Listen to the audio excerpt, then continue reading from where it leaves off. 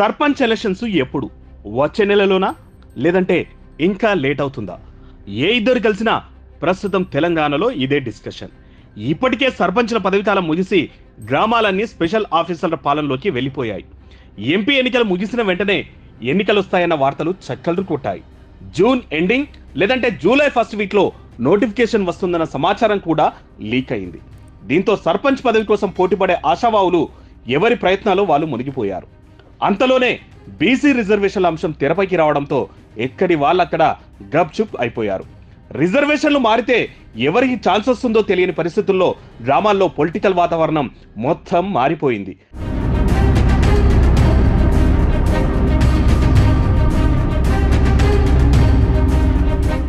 సర్పంచ్కి పోటీ చేద్దామనుకున్న వాళ్ళంతా ప్రస్తుతం సైలెంట్ మోడ్లోకి వెళ్ళిపోయారు. తాజా సమాచారం ప్రకారం సర్పంచ్ ఎన్నికలు ఇప్పుడు నిర్వహించే అవకాశం లేనట్లేనట. బీసీ రిజర్వేషన్లు ఖరారు చేయకుండా ఎన్నికలు నిర్వహించొద్దన్న నిర్ణయానికి వచ్చిందట రేవంత్ సర్కార్.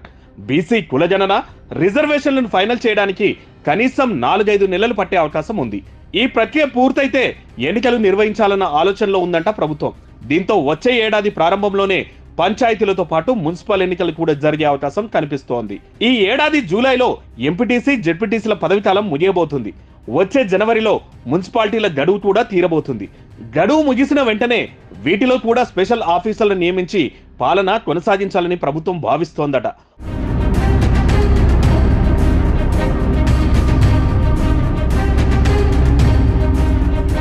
వచ్చే ఏడాది జనవరిలో ముందుగా సర్పంచ్, ఆ తర్వాత ఎంపీటీసీ, జెడ్పీటీసీ, వెంటనే మున్సిపల్ ఎన్నికలు నిర్వహించేందుకు ప్లాన్ చేస్తోందంట రేవంత్ సర్కార్. అలాగా బీసీ కులజనన కంప్లీట్ చేయనుందంట ప్రభుత్వం. ఎన్నికల మేనిఫెస్టోలో ఇచ్చిన హామీ ప్రకారం స్థానిక సంస్థలో బీసీ రిజర్వేషన్లను ప్రస్తుతం ఉన్న 23% నుంచి 42%కి పెంచాలని సీఎం నిర్ణయం తీసుకున్నారట.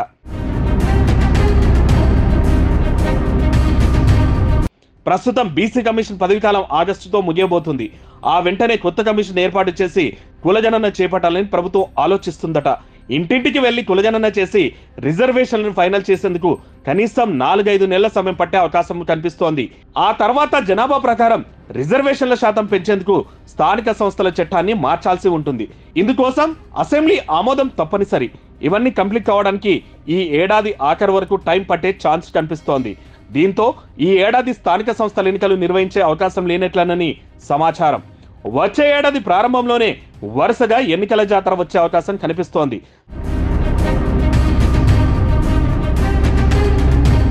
సర్పంచ్తో పాటు ఎంపీటీసీ, జెడ్పీటీసీ, మున్సిపల్ ఎన్నికలను వరుసగా నిర్వహించేందుకు రేవంత్ ప్రభుత్వం దాదాపు నిర్ణయానికి వచ్చినట్లు సమాచారం. ఈ ప్రక్రియ మొత్తం నెల రోజుల్లోనే ముగించాలని కూడా ప్లాన్ రెడీ చేసినట్లు తెలుస్తోంది. 2 నెలలకోసారి ఎన్నికలకు వస్తే పాలనపై కాకుండా ప్రతిసారి రాజకీయాలపైనే దృష్టి పెట్టాల్సి వస్తుందని, అందుకే అన్ని ఎన్నికలు ఒకేసారి నిర్వహించాలని సీఎం రేవంత్ రెడ్డి భావిస్తున్నారట. ఈ ఎన్నికలు ముగిశాక 5-6 నెలల గ్యాప్తో జిహెచ్ఎంసీ ఎన్నికలు కూడా వచ్చే అవకాశం కనిపిస్తోంది. ఆలోగానే మెగా గ్రేటర్ ఏర్పాటు ప్రక్రియ కూడా పూర్తయ్యే ఛాన్స్ ఉంది.